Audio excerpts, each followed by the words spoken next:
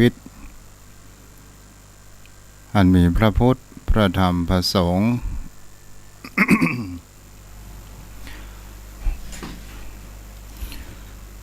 และขอถวายความเคารพนบน้อมไว้สามายังครูบาอาจารย์พระเถระเจ้าพระภิกษุสงฆ์สามเณรและขอเจริญพรมายังพ่อออกไม่ออกศรัทธาญาติโยมพ่อโยมแม่โยมพี่โยมน้องท่านผู้ฟังผู้มีบุญทุกท่านที่ติดตามยังรายการธรรมะยามเย็น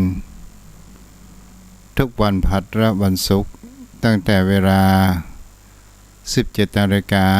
จนถึง 18 นาฬิกาหรือ 5 โมงเย็นจนถึง 6 โมงเย็นโดยประมาณ โยมพ่อโยมแม่วันนี้เราก็มาอยู่กับกันในวันพัดที่ 18 เดือนกุมภาพันธ์พุทธศักราช 2564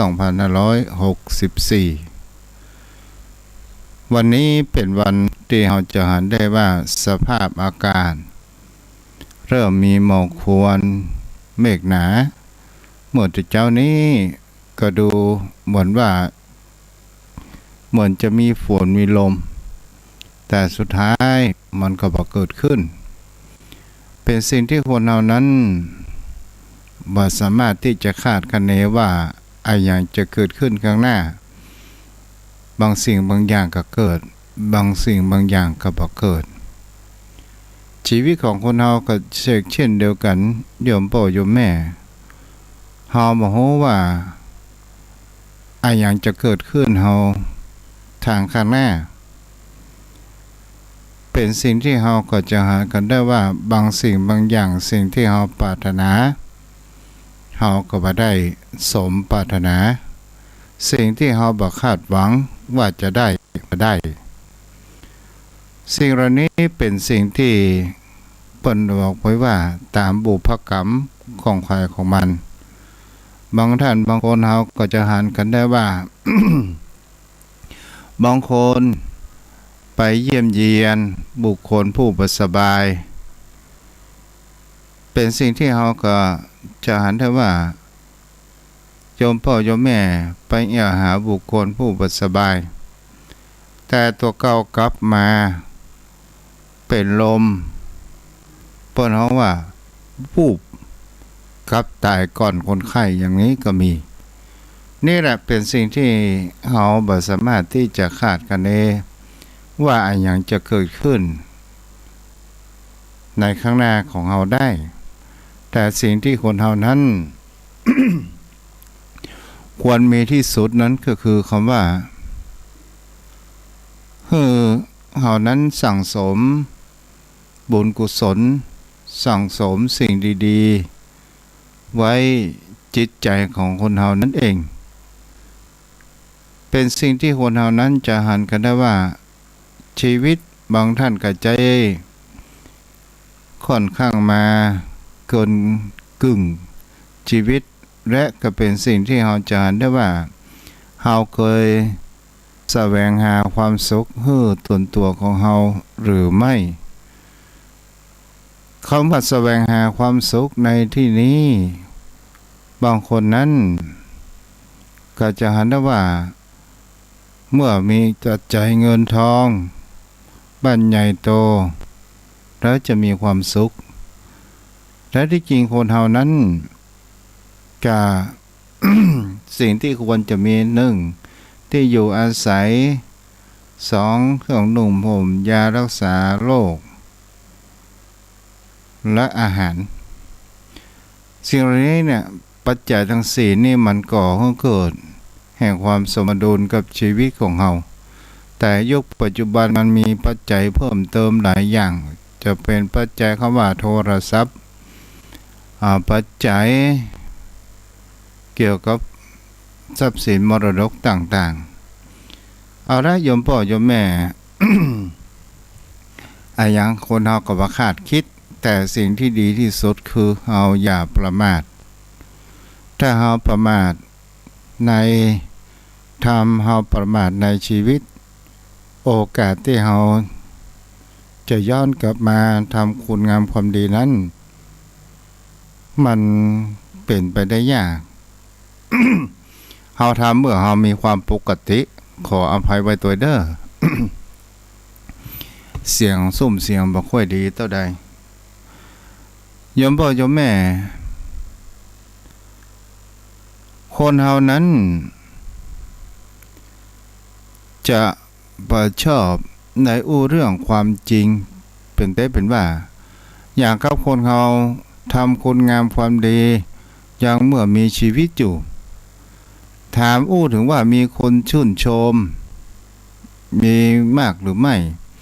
คนชื่นชมข่าวดีๆบุคคลดีๆข่าวที่ดีๆจะเอาออกสื่อนั้นมันมีน้อยแต่ผู้คนเฮานั้นจะหาได้ว่า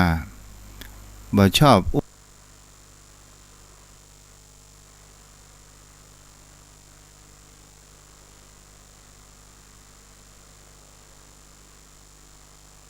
ความ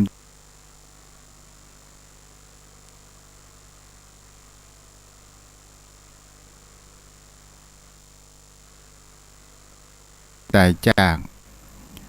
ในพระจ้าเพิ่นคุณงามความดีโยมพ่อโยมแม่มีเรื่องเล่าเฮาจะเห็นได้ว่าพิธีกรอันนี้เป็นเรื่องเล่าเด้อพิธีกรในปัจจาปะหิวเป็นสิ่งที่เฮาจะเห็นได้ว่าพิธีกรหรือว่าโฆษกจะจาสิ่งดีๆของบุคคลนั้นได้มากที่สุดบางครั้งบางคราวคนเฮานั้นบ่ได้ความจริงเฮาแต่ความดีแต่ความเร็วคนเฮานั้นบ่มีหั่นครั้งหนึ่งสดาญาติโยมทั้งหลายมีครอบครัวหนึ่งแล้วสามีนั้นตายไปพอถึงวันส่งสักการสดาญาติโยมทั้งหลายพิธีกรก็ได้เชิญผู้รักผู้ใหญ่วางผ้าบางสกุลอย่างเสร็จเรียบร้อย แล้วก่อนที่จะเผาตอนวางดอกไม้จันทร์เสร็จเรียบร้อยแล้วก็กล่าวกำไว้อาลัยระลึกคืนคุณงามความดีเปิ้นก็บอกว่าสมมุติว่าในดำพิธีกรโฆษกก็บอกว่าไอ้ดำขำเขียวเมื่อยามเป็นยามคนเป็นหัวหน้าครอบครัวที่ดีรักเพื่อนรักฝูงทำบุญกุศลแล้วก็เป็นคนที่บ่ชอบกินสุราเมลัยบ่เล่นไพ่บ่การพนันบ่มีความเจ้าชู้ศรัทธาญาติโยมทั้งหลายยกย่องคุณงามความดีไปหลายอย่างแล้วภรรยาของตัวเองก็ไปกระซิบบอกลูกของตัวเองว่าไอ้น้อยอย่างแม่หิ้งลงไปพอแล้วป่อหิ้งไก่แต่ก่อนนั้นศพป่อหิ้งก่อที่โคศกกล่าวมาเนี่ยป่อหิ้งมันมีสักอย่างเลยในตัวของป่อหิ้งเนาะ อันนี้ก็เป็นสิ่งที่เขาจะ จะได้ว่าคนเฮานั้นจะสรรเสริญคุณงามความดีเขาจะเฮือเปิ้นสรรเสริญในตอนไหนตอนเป็นหรือว่าตอนตายอันนี้โยมพ่อโยมแม่ก็ขอเฮือได้ว่าสิ่งที่คนเฮานั้นถึงเฮาทำอย่างไผ่มาหันแต่จิตใจของคนเฮานั้นมันหันเองเป็นสิ่งที่คนเฮานั้นควรจะรีบไขว่คว้าและค้นคว้าลองศึกษาธรรมชาติศึกษาธรรมะหลักธรรมคำสอนของพระพุทธเจ้าที่เราจะมาประยุกต์ใช้ในชีวิตประจำวันโยมพ่อโยมแม่เป็นสิ่งที่เราจะหันแหมประการถึงว่าคนเราความต้องการที่แท้จริงที่สุดแล้วเราจะหันได้ว่าสุดท้ายคนเราก็ต้องการ เพียงแค่ที่อยู่อาศัยและอาหารการกินยารักษาโรคเครื่องนุ่งห่มถึงจะมีบ้านใหญ่โตมากน้อยขนาดไหนเฮาก็ต้องการที่นอนห้องเฮานั้น4x4ต่ออันและก็เป็นสิ่งที่เฮาก็จะหารกันได้ว่าพอเมื่อมันมีคำว่าห้องนอนห้องน้ำที่มันมีความสะดวกสบายโยมพ่อโยมแม่บางท่านบางคนก็แปลงบ้าน2 ชั้นโดยความคิดว่าจะอยู่เมื่อหนุ่มๆนี่อยู่ชั้นบนเท่าแก่มาแล้วก็ต้องอยู่ชั้นลุ่มนี่ก็เป็นสิ่งที่เราจะหันได้ว่าแปลงบ้าน2 ชั้นชั้นบนนั้นเอาไว้ให้หนูแมงสาบได้พักอาศัยจะกิ้มเนาะมีบางหลังกับมีแต่ขี้ฝุ่นแต่ชั้นลุ่มเราจะได้ใช้เป็นส่วนใหญ่เพราะวันนี้ ก็ได้ไปนอกบทไปหน่อยยมพ่อยมแม่วันนี้ตัวเจ้าจะเรื่องโอปัสกหานิกถาว่าด้วยความเสื่อมของอุบาสกอุบาสิกา7 อย่างถ้าเฮาไปในที่นี้ก็คือมันอยู่ในพระไตรปิฎกหานิสูตรปฐมนาถสถานญาติโยมถ้าเฮาลองมาถึงแนวปัจจุบันว่าถ้าสิ่งเหล่านี้บ่เข้ามาบ่อุปถัมภ์ซึ่งเพิ่นฮ้องว่าถ้าลักนี้ที่มันมี4ลักก็คืออุบาภิกษุภิกษุณีอุบาสกอุบาสิกาถ้าว่าตอนนี้ภิกษุณีในประเทศไทยของเฮาก็บ่มีแต่ที่อื่นที่เพิ่นบวชต่างประเทศนั้นมามีและก็เป็นสิ่งที่เฮาจะหันได้ว่าอุบาสกอุบาสิกาในยุคปัจจุบันนี้มันจะเข้าสู่แห่งคำว่าอุปสกหานิกถาคุณสมบัติที่อุบาสกอุบาสิกาควรจะเพิ่มเติมเฮาจะหันได้ว่าถ้าว่า7 ประการนี้มันเกิดขึ้นก็หมายถึงว่าพระพุทธศาสนาของเฮานั้นก็คงอยู่บ่ได้ประการที่1ถ้าคนเฮาการขาดในการเยี่ยมเยียนพระภิกษุสงฆ์ขาดการอุปถัมภ์อย่างพระภิกษุสงฆ์ในพระพุทธศาสนาถ้าเฮาบ่ได้ อุปถัมภ์วัดป่าอารามบ่ได้อุปถัมภ์พระภิกษุสงฆ์สำเร็จอย่างเช่นบ่ใส่บาตร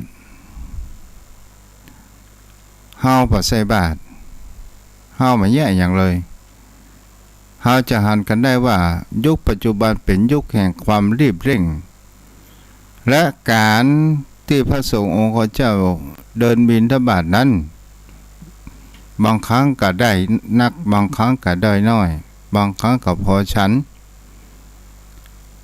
และก็เป็นสิ่งที่เฮาจะหันได้แห่งประการหนึ่งว่าบางครั้งพระภิกษุสงฆ์สามเณรอาพาธมามีภายมาเยี่ยมเยียนเป็นสิ่งที่เฮาก็จะหันกันได้ว่าหลวงปู่หลวงพ่อทุลุงที่เพิ่นอยู่กับวัดกับวาตั้งแต่เล็กแต่น้อยแต่ความเด่นดังของเพิ่นบอกค่อยมีและเฮาก็จะหากันได้ว่าเหมือนกับว่าคอนบ่มีเห็ดเมื่อว่าคอนบ่มีเห็ดคนที่จะอุปถัมภ์อุปถากนั้นหายากเช่นใดบ่มีลูกบ่มีหลานอยู่ในชุมชนในหมู่บ้านนั้นบางครั้งบางคราวพระภิกษุ ผู้เฒ่าโยมพ่อโยมแม่ก็ได้ขาดกำลังอกกำลังใจในการเยี่ยมเยือนในการอุปถัมภ์อุปถากขาดในการ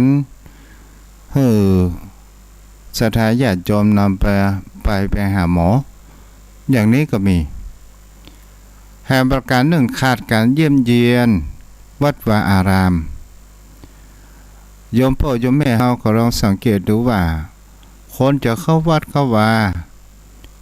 ก็ต่อเมื่อเทศกาลวันสำคัญทางพระพุทธศาสนาเช่นวันมาฆบูชาที่จะมาถึงแห่งปกิวันตั้งหน้านี้เป็นวันเข้าพรรษาออกพรรษาและก็เดือนจีปีใหม่นี่แหละศรัทธาญาติโยมทั้งหลายเฮาก็จะเห็นได้ว่านอกนั้นจะเข้ามา1ทำบุญวันเกิด2มีความทุกข์ในจิตใจเป็นสิ่งที่เฮาก็จะเห็นกันได้ว่าตัวเจ้าก็มีคุณค่าเพียงเท่านี้หรือบางสิ่งบางอย่างศรัทธาญาติโยมทั้งหลายเฮาก็จะเห็นได้ว่าความทุกข์ของตัวเจ้าตัวหลวงมันก็มีอยู่มากมายถามว่าตัวเจ้าอยู่วัดประใดบ่พัฒนาอย่างสักอย่างชาวบ้านก็บอกว่ากินข้าวเน่าในท้องถ้าตัวเจ้าแปลงหั่นแปลงนี่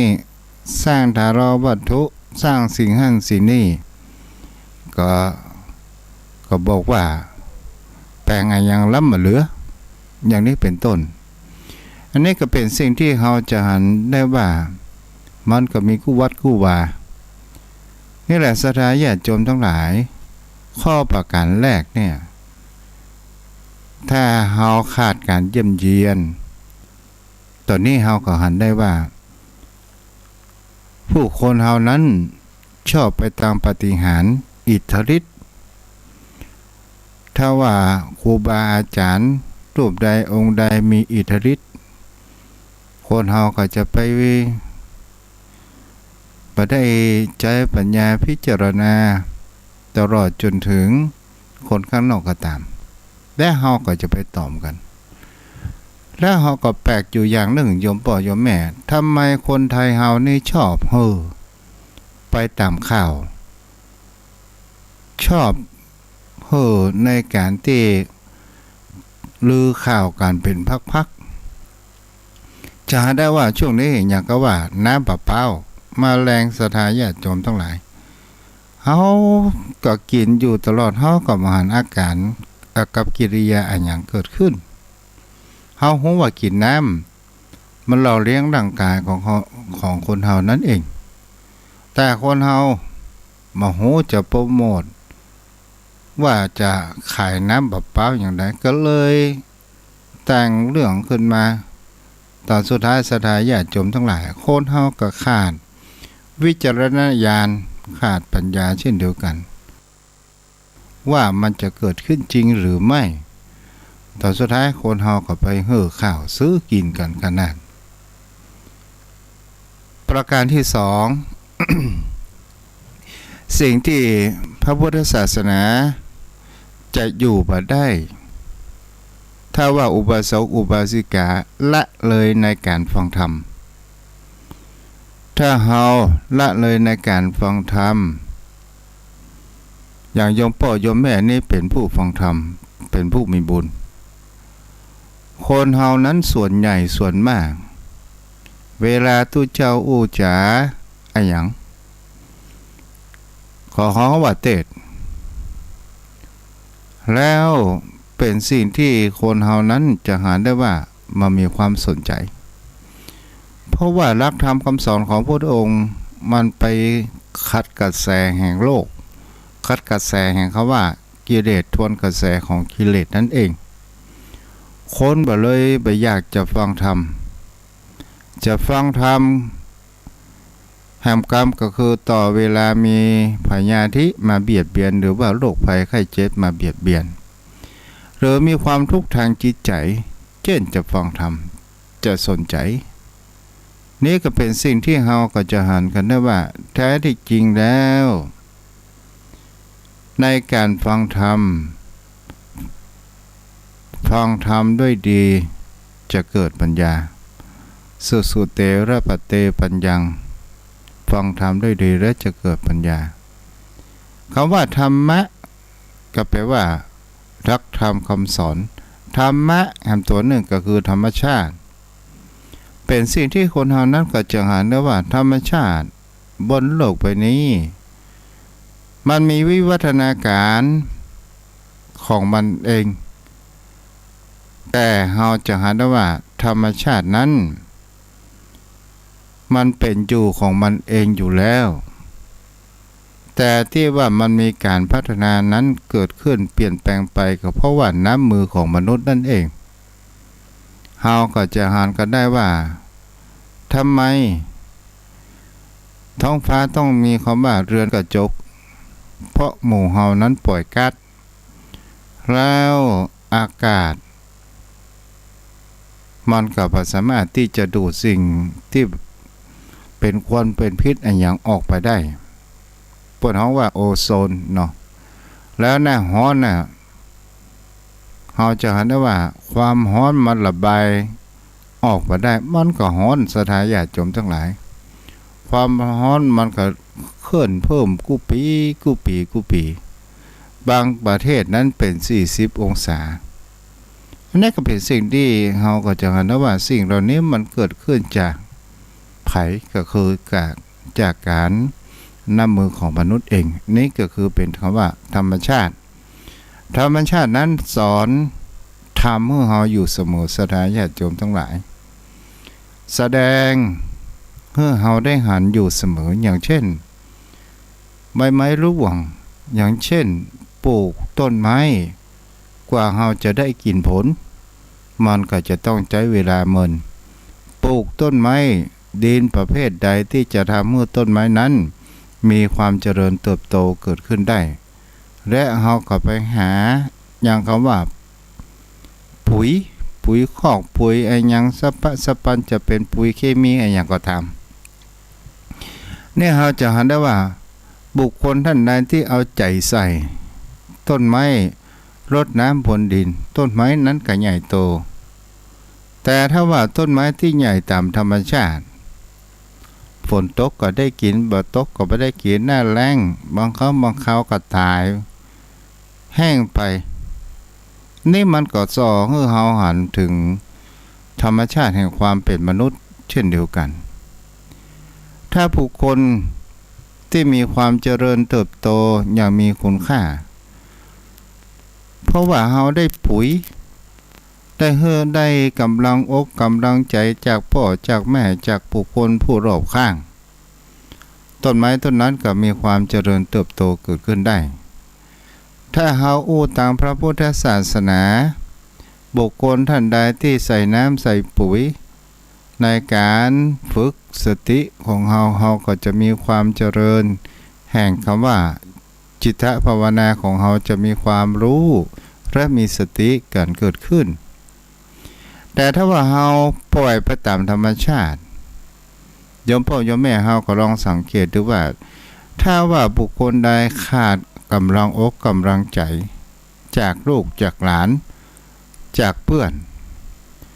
จิตใจมันก็มีคำว่าห่อเหี่ยวจิตใจพอที่ไหนก็มามีความหวังพอที่ไหนก็มีแต่ความเหี่ยวเฉานี่ก็เป็นสิ่งที่เราก็จะหันกันได้ว่านี่แหละก็คือกฎเกณฑ์ของธรรมชาติแต่ถ้าว่าคนเราละเลยในการฟังธรรมโยมพ่อโยมแม่เป็นสิ่งที่เรานั้นจะหันประการหนึ่งว่าคนที่เราละเลยการฟังธรรมเปิ่นเทศนาธรรมธรรมะบรรยายในงานศพงานแสกในงานพิธีอะไรอย่างก็ไปนั่งอู้ภาษาลายกันเนี่ยบอกฟังแต่ถ้าว่าทุเจ้าตนใดเพิ่นเทศนาธรรมตลกปกฮาเข้าหัวสนุกสนานกันตอนสุดท้ายสรุปว่าฟังธรรมได้อย่างพ่องว่าได้ทุเจ้าตัวนั้นเทศตลกดีได้อย่างว่า บ่ได้หยังฮะ ได้แก่ข้อหัวกันอย่างนี้เป็นต้นนี่แหละโยมพ่อโยมแม่คือคนเฮานั้นละเลยในการขาดฟังธรรมบางครั้งบางคราวเอามาฟังธรรมที่วัดติวาฟังธรรมในกลางพรรษาบางวัดบางวาส่วนใหญ่ก็เทศน์ทำข้าวศรัทธาญาติโยมทั้งหลายโอ้ตอนแรก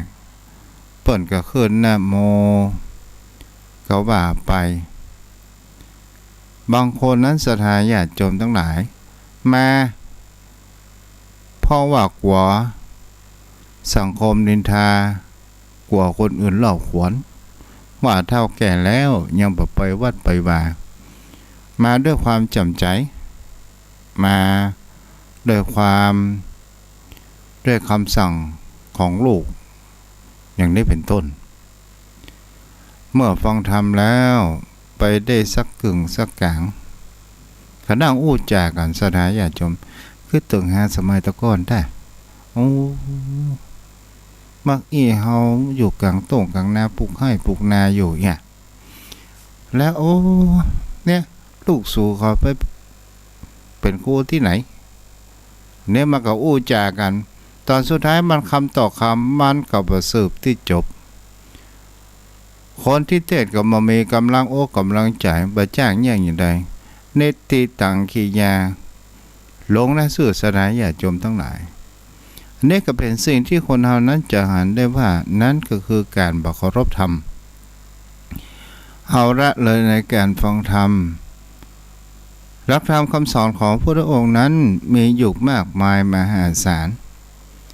เป็นสิ่งที่เฮาสามารถนำเอามาประยุกต์ใช้ในชีวิตประจำวันของเฮาได้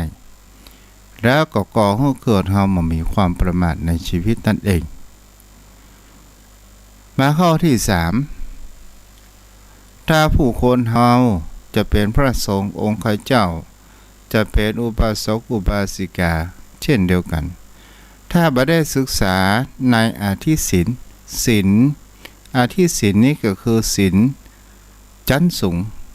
ก็คือหมายถึงคำว่าบั้นศีล5ศีล8ถ้าเฮาพิจารณาดูดีๆศึกษาดูดีๆว่าทำไมพระพุทธองค์ถึงบัญญัติศีลขึ้นมาเปิ้นบอกให้เฮานั้นควรเว้นเหียเพราะอันอย่างกันแน่เฮาก็ลองมาศึกษาถ้าเฮาล่วงละเมิดถ้าเฮาเป็นคนบุคคลบ่มีศีลบ่มีธรรมมันก็ไปต่างกับสัตว์เดรัจฉานอย่างนี้เป็นต้นเพราะคนเฮาที่อยู่กันได้เพราะเฮามีศีลมีธรรมคนที่บ่มีศีลมีธรรมศรัทธาญาติโยมทั้งหลายมันก็ไปต่างกับสัตว์เดรัจฉานมันก็มีโลภโกรธหลงเช่นเดียวกันเฮาก็จะหันกันได้ว่าข่าวแม้กระทั่งพอหน้ากันคอมเมนต์กันหน่อยเดียวก็จะตีกันรถปัดหน้ากันหน่อยเดียวก็จะฆ่ากันตลอดจนถึงเป็นสิ่งที่เฮาจะหันได้ว่าสังคมเริ่มมีความเสื่อมทรามข่มขืนกันฆ่าประหารกันเพราะมันบ่มีศีลบ่ได้ศึกษาถ้าบุคคลใดที่ศึกษาคำว่าสิ่งที่เหล่านี้พระองค์บัญญัติไว้เพื่อให้เกิดความเฮานั้นมีจิตใจสูงส่งและเกิดความสงบและก็เป็นสิ่งที่เฮาจะหันได้ว่าถ้าบุคคลใดล่วงละเมิดก็ถือว่ามันมีความปกติในตนตัวถ้าบุคคลใดผู้ประพฤติปฏิบัติศีลก็คือบุคคลนั้นเป็นคนที่มีความปกติอยู่ก็เป็นสุขนั่งก็เป็นสุขเดินก็เป็นสุขรับก็เป็นสุขเต้วก็เป็นสุขก็คือหมายถึงก็ว่ามันมีคนที่จะมาอาฆาตแค้นและจองเวรจองกรรมเฮานั่นเองนี่ก็เป็นสิ่งที่คนเฮานั้นขาดในการศึกษาจอมพ่อจอมแม่เฮาก็ลองสังเกตดูว่าคนเฮาเหตุการณ์ข่าวความวุ่นวายในบ้านในเมืองของเฮาเพราะขาดอะไรอย่างล่ะ คนเราส่วนใหญ่มันเกิดจากคำว่าสุราเป็นต้นเหตุถ้าบุคคลใดกินแล้วมันมีสติถ้าบุคคลใดแล้วกินแน่นอนกินแล้วโอ้จางม่วนมันก็มามีอะไรอย่างเกิดขึ้นถ้าบุคคลใดกินแล้วเอาความกดดันสิ่งต่างๆนั้นออกมาไปลงที่ครอบครัวลงลูกลงเมียบุคคลนั้นเราก็จะเห็นได้ว่ามันมีความปกติเกิดขึ้นแล้วก็จะทำให้โรคภัยไข้เจ็บติดตามมาครอบครัวบางครั้งบางคราวก็มันมีความสงบสุขมีแต่เรื่องราวจากบ้านก็จะกลายเป็นนรกไปอย่างเป็นสิ่งที่คนเรานั้นจะหันมากมายในยุคปัจจุบันคนเราตีกันยิงกันก็เพราะว่าสุราตัวเดียวเหล้าตัวเดียวสุดท้ายยิงเข้าไปแล้วบอกว่าบันดาลโทสะด้วยพิษสุรารุรังหรือว่าด้วยสุราในการดื่มสุราของหมู่กลุ่มวัยรุ่นประการที่แห่ศรัทธาญาติโยมทั้งหลายถ้าบุคคลเฮานั้นขาดประการที่แห่แห่มตัวก็คือจิตที่แข็งดีเจ้าหาข้อผิดฟังธรรมบางครั้งบางคราวคนเฮามามีความเชื่อในหลักธรรมของพระพุทธเจ้าบอกเข้าใจอย่างครับเพิ่นบอกว่า ร่างกายของคนเราเนี่ยมันมีรูปธรรมและนามธรรมอย่างเป็นรูปธรรมอย่างเป็นนามธรรมรูปธรรมก็คือรูปร่างหน้าตานามธรรมก็คือจิตใจแต่ตัวเก่าก็มีความเข้าใจว่าจิตใจเป็นนามธรรมได้อย่างใดในเมื่อหัวใจของเรานั้นเป็นก้อนเป็นโตเป็นเนื้อเป็นหนังยังว่าเป็นนามธรรมมันแบบใจแน่นอนโอ้เถียงตู้เจ้าศรัทธาญาติโยมทั้งหลายอันนี้ตู้เจ้าเขาอู้ไปถ้าบุคคลที่ปิดกั้นก็มามีความเชื่อเขาจะเชื่ออย่างอี้มันคนเฮาก็บ่ต้องไปอู้กันแต่ถ้าว่าเชื่อแล้วให้พิจารณาด้วยปัญญาของเฮาบุคคลนั้นจะมีปัญญาเกิดขึ้นอย่างเขาว่าแม่นหัวใจมันเป็นก้อนเนื้อและก็เป็นตลอดจนไปถึงในร่างกายของเราไปจนถึงสมองและเขาว่ามันเป็นรูปธรรมเป็นก้อนเนื้อนั้นก็คือส่วนรูปธรรมแต่นามธรรมที่เขาว่าใจเหมือนกันเรียกว่าจิตเหมือนกันแต่เป็นนามธรรมได้อย่างใดก็เป็นนามธรรมก็เพราะว่าเราบ่สามารถที่จะไปแตะต้องมันไปได้เราจะหาได้ว่าถ้าจิตของคนเราเนี่ยถ้าอุปมาเหมือนมนุษย์เหมือนคนเรามันจะมามีที่พักอาศัยมามีบ้านอยู่เป็นที่รักแหล่งเฮาอู้ไปอู้มาก็เหมือนคนพเนจรไปเรื่อยๆบางครั้งก็ไปหั่นบางครั้งก็มานี่มันก็หมายถึงคำว่ามีความคิดบ่อยู่นิ่งบางครั้งก็คิดสุดขอบฟ้าบางครั้งก็ไปคิดไปถึงรูปบางครั้งก็คิดไปถึงการงานของตัวเองบางครั้งก็คิดไปถึงอดีตบางครั้งก็มีความวิตกกังวลในอนาคตอย่างนี้เรียกว่าจิตนี่แหละศรัทธาญาติโยมทั้งหลายก็เป็นสิ่งที่คนเฮานั้นบางครั้งบางคราวถ้าคนมีปัญญาพิจารณาอย่างนี้ได้ก็สามารถจะมีปัญญาเกิดขึ้นได้นี่แหละโยมพ่อโยมแม่เฮาก็จะหันกันได้ว่าบุคคลที่มีความจิตแข็งดีจ้องหาข้อผิดฟังธรรมตัวเจ้าถ้าเฮามาประยุกต์ไปอู้แหมแบบหนึ่งถ้าว่าศรัทธาชาวบ้านวัดใดก็ตามถ้าเป็นคนที่มีว่า จิตมีความแข็งดีพระสงฆ์องค์ข้าเจ้าไปควบคุมดูแลพระสงฆ์องค์ข้าเจ้าเพิ่นบอกว่าเป็นไวยาวัจกรมีความเข้าใจว่าต้องไปเป็นแก่วัดปกครองวัดวาอารามจ้องจะจับผิดพระสงฆ์องค์ข้าเจ้า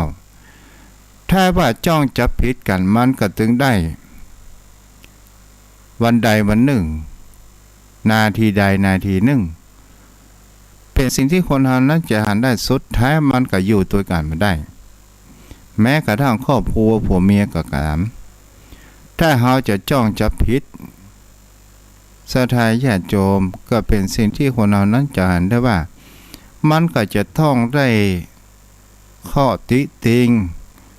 จะจ้องจับผิดหาเรื่องไปต่างๆนานามีความหึงหวงในสามีหรือภรรยาสุดท้ายมันก็ต้องได้และก็จะมีแต่ความร้าวฉานเดือดขึ้นได้บ่สามารถที่จะอยู่ก่อนไปตลอดทอดฝั่งได้นี่ทุกเจ้าก็เอามา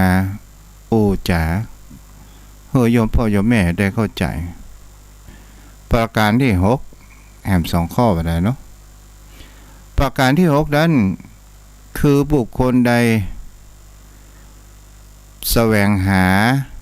เขตบุญนอกพระพุทธศาสนาหมายถึงคำว่าบ่เชื่อในพระพุทธศาสนาแต่ไปเชื่อในหลักธรรมคำสอนศาสนาอื่นอันนี้ก็จะเป็นเหตุทำให้พระพุทธศาสนาของเฮานั้นหายไปประการสุดท้าย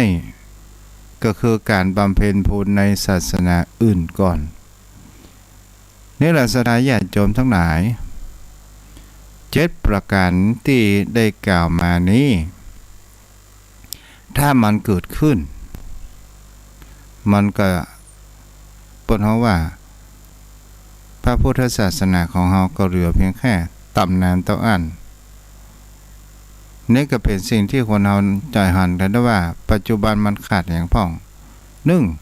1ขาดการเยี่ยมเยียนภิกษุขาดการเยี่ยมเยือนวัดวาอารามประการที่2คนเฮานั้นละการฟังธรรมประการที่3เฮามาเอาใจใส่ศึกษา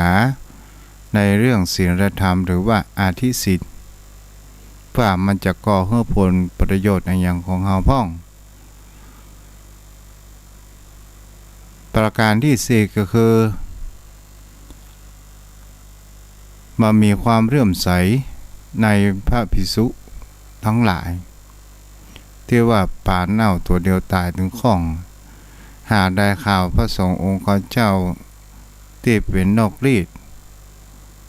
ออกทีวีโอ้พาทุกเจ้าทั้งประเทศเดือดร้อนไปวันนี้ไปใส่บาตรกาไปใส่ทุกเจ้าสลิปบดีบ่ได้กี่แล้วศรัทธาญาติโยมทั้งหลายสามีจิตแข็งดีจ้องหาจับผิดข้อธรรมรักธรรม6ก็คือบุคคลที่แสวงหาบุญญาเขตนอกพุทธศาสนา7ก็คือบำเพ็ญบุญในศาสนาอื่น2 ข้อสุดท้ายนี่เฮาก็บ่ว่ากันแต่1ถึง5เนี่ยในปัจจุบันที่เฮาจะหันได้ว่า1ถึง4เนี่ยเกิดขึ้นแล้วโยมพ่อโยมแม่ก็เป็นสิ่งที่เฮาจะหันกันได้บางครั้งบางคราวคนที่มีใจบุญใจกุศลก็เริ่มจะขาดหายไปเพราะคนในยุคปัจจุบันมาทำการทำงานบ่ได้แสวงหาสิ่งดีๆข้อคิดดีๆอย่างนี้เป็นต้นเอาละโยมพ่อโยมแม่ วันนี้ก็ไว้เพียงเท่านี้เนาะกันเดียวกันเด้อตัวเจ้าลืมโทรศัพท์อนุโมทนายังพี่สมสายเขียวดีเด้อบ้านดอนไฟ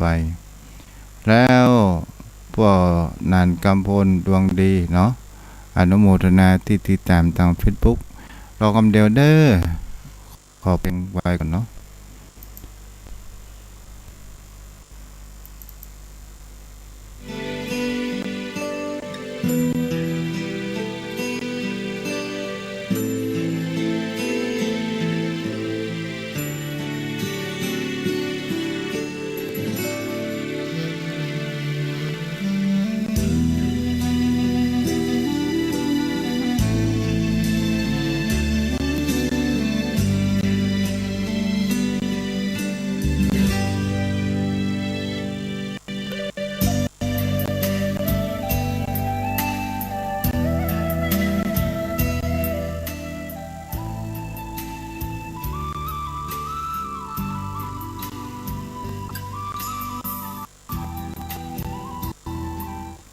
เอาพร้อมแล้วเด้อ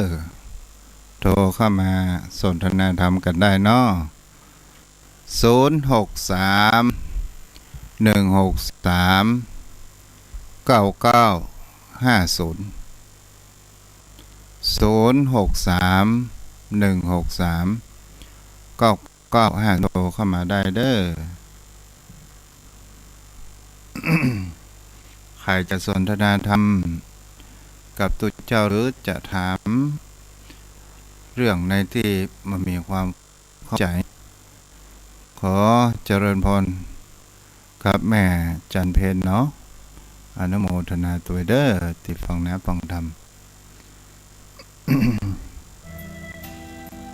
063-163-9950 แม่บุญโทรมาเลย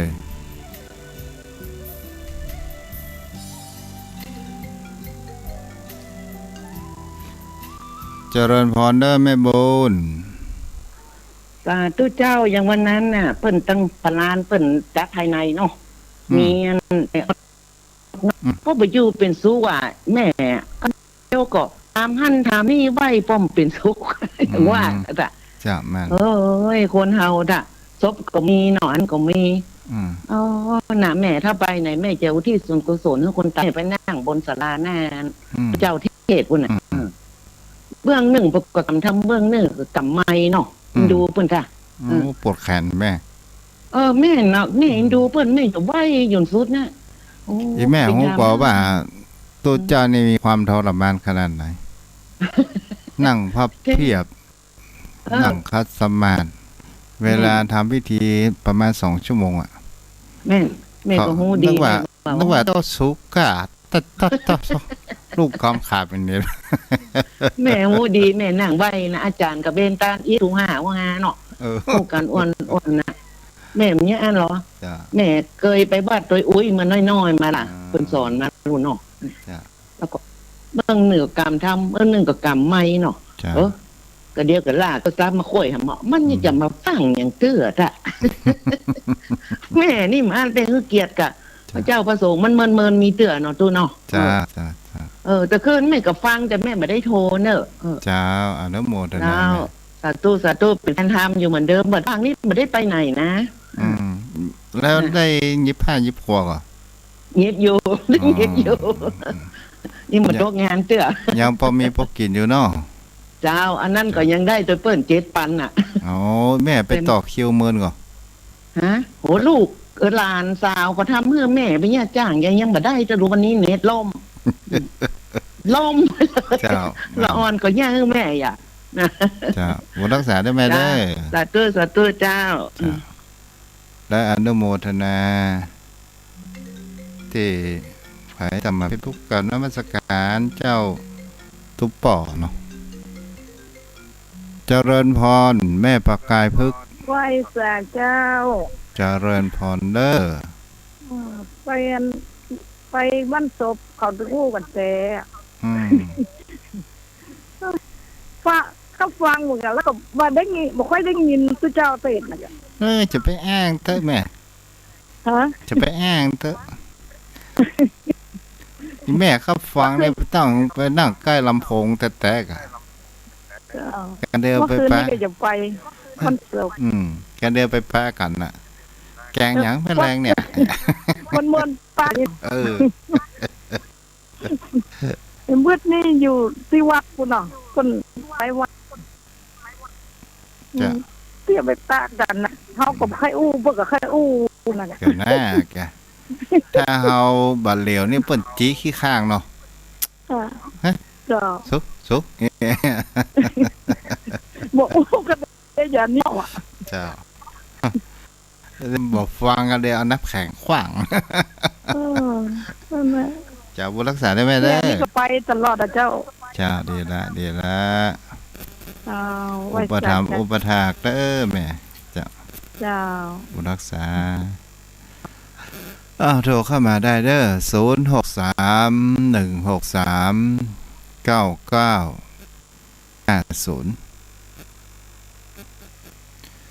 0631639950ใครจะโทรมาและขอกับแม่สีนวลแม่จันฟองตัวเด้อที่ได้ร่วมทำบุญเป็นเจ้าภาพปูนเทขอบสระอยู่15ลูกพร้อมด้วยดินเนาะขออนุโมทนาบุญโดยตลอดจนถึงพ่อไปออกสถาติได้สละทรัพย์แต่ประสงค์นามขออนุโมทนาบุญกับท่านตัวเนาะขออนุโมทนาบุญตัวเด้อยมพ่อยมแม่ท่านใดจะโทรมาสนทนาธรรมอู้จากับตุเจ้าบ่ท้องเก่งกว่าอย่างเด้อยมพ่อยมแม่ถือว่าเจ้าเป็นลูกเป็นหลานตุเจ้ากับลูกชาวบ้านส่วนใหญ่ก็เป็นลูกชาวบ้านบ่ใช่เป็นลูกผู้รักผู้ใหญ่ผู้โตอะไรอย่างสักอย่างนะยมพ่อยมแม่ก็จะสังเกตเห็นได้ว่า คนที่จะเข้าวัดเข้าวาอยู่วัดอยู่วาเนี่ยเป็นสมัยตะก่อนเนี่ยคนจะอยู่วัดอยู่วาเพื่อการศึกษาและก็มีคำว่าอบรมบ่มนิสัยเราจะเห็นได้ว่าถ้าว่าน้อยกิจการกฤษที่เป็นพระเป็นเนนเป็นทุเจ้าซึกออกไปถ้าว่าขออะไรมีลูกสาวจะได้รับการพิจารณาพิเศษด้วยเพราะว่าเป็นคนสุขละหมายถึงว่าเป็นคนที่ได้อบรมบ่มนิสัยมาละจิตใจก็คงจะดี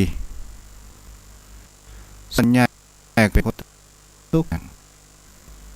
จะเป็นสิ่งที่เราก็จะหาได้แม้กระทั่งตนตัวของอาตมาก็เช่นเดียวกันโยมพ่อโยมแม่ตัวเจ้ากับลูกชาวบ้านฐานะก็มีความยากจนพ่อแม่บ่สามารถที่จะส่งเราเรียนหนังสือได้ก็เลยตัวเจ้าได้มาบวชเป็นสามเณรตั้งแต่อายุ13 ปีบวชมาอันมี3รูปเปื่อนผงซิกไปถึง2 คนเกิดความว้าเหวเจ้าอาวาสก็เลยไปขอเจ้าอาวาสซิกเปิ้นก็ว่าบ่ต้องซิกเปิ้นก็เอาไปอยู่บาทตากผ้ามีเพื่อนมีฝูงแล้วก็ได้ห้ามเรียนหนังสือได้จำคำของครูบาอาจารย์สอนท่านอยู่อย่างหนึ่งว่าเปิ้นฮ้องว่าบันไดทองของคนจนคือมหาปรริญญามหาเนี่ยเป็นบันไดทองของคนจนก็หมายถึงว่าบวชเป็นทุกเจ้าได้ศึกษารักธรรมและสามารถที่จะเอาไปเทียบปัญญาภายนอกอะไรอย่างกันได้ทุกเจ้าก็ตั้งอกตั้งใจร่ำเรียนหนังสือไปแล้วก็เป็นสิ่งที่คนเรานั้นได้ว่ามันก็จะต้องมีคำว่าพกผ่านชีวิตพเนจรไปและก็ได้มาอยู่ยังวัดหลวงพระธาตุศรีจอมทองแห่ง2 ปีและก็ด้วยความมุ่งมั่นอยู่ว่าอยากจะเรียนสายสามัญก็เอาวุฒิปริญญาเนี่ยไปเทียบ ยันม.ปลายจนจบทีแรกมันความเป็นวัยรุ่นมันยังอยากจะซึกอยู่แต่ตั้งคำถามตัวเองว่าใครจะส่งเจ้าล่ะตอนสุดท้ายล้มเลิกพอมาเป็นบ้านสถาญาติโยมยันจบแล้วอยากจะไปเป็นครูจบละจะซึกก็ดูซึกไปแล้วผ่าจะพ่อเน้นน้อยที่เขากำเขาบวชเขาบวชเหมือนเขาว่าเป็นลูกเป็นหลานเขาคนกูเขาจะไปกับพ่อตามมองแมงสลายญาติโยมพี่น้องตู้เจ้าก็เลยล้มเลิกตั้งแต่วันนั้นจนถึงวันนี้อันนี้เป็นสิ่งที่คนเรานั้นจะอ่านกันแล้วว่าตู้เจ้ากับลูกเจ้าบ้านเขาจะเป็นอะไรอย่างก็ตามจะเป็นพ่อครูจะเป็นเจ้าครูในอย่างก็ตามถ้าเขาแกะเปลือกออกมาหมดมันก็เป็นคนธรรมดาเป็นคนเหมือนกันนั่นเองที่เขามีคำว่าปนเขาว่ายูนิฟอร์มเขาใส่ผ้าเหลืองและเขาได้ปนเขาว่าทำสังฆกรรมได้เป๊กได้บวชได้ประพฤติศีลปฏิบัติธรรมมันก็กลายเป็นทุเจ้าจิตใจอันสูงส่งเกิดขึ้นนี่แหละก็เป็นสิ่งที่คนเฮานั้นจะหาได้ว่าแท้ที่จริงคนเฮาแท้มันก็เหลือแค่คำว่ามนุษย์หรือว่าคนเฮาเหลือแค่คำว่าล่างแต่สิ่งอย่างเราจะบอกของเขานั้นก็คือคุณงามและความดีประการหนึ่งและสั่งสมบุญญาบารมีมากน้อยขนาดไหนที่จะเป็นเสบียงทรัพย์ติดตนตัวของเราไปทุกภพทุกชาตินั่นเองนี่ก็เป็นสิ่งที่สำคัญมากที่สุดที่เราได้เกิดมาภพมนุษย์เป็นภพที่จะเป็นเทวดาสัตว์เดรัจฉานสัตว์นรกเปรตภูมิต่างๆมีความอิจฉามากเพราะว่าเป็นภพที่สั่งสมบุญญาบารมีได้นั่นเองนี่แหละโยมพ่อโยมแม่ก็ลองเอาไปพิจารณากันเด้อเอาละวันนี้ก็คงจะไว้เพียงเท่านี้เด้ออนุโมทนาพี่พรพนาวิเศษคุณพี่น้องแม่แจ่มเนาะอนุโมทนาเด้อโยมพี่เนาะเอาละวันนี้ก็ไว้เพียงเท่านี้วันผู้ก็มาปะกันใหม่เด้อบุญกินบุญทานรักษาเด้อโยมพ่อโยมแม่ถ้าตัวเจ้าอู้ผิดพลาดประการใดตลอดจนถึงขอสุมาอภัยกับครูบาอาจารย์ด้วยเด้อ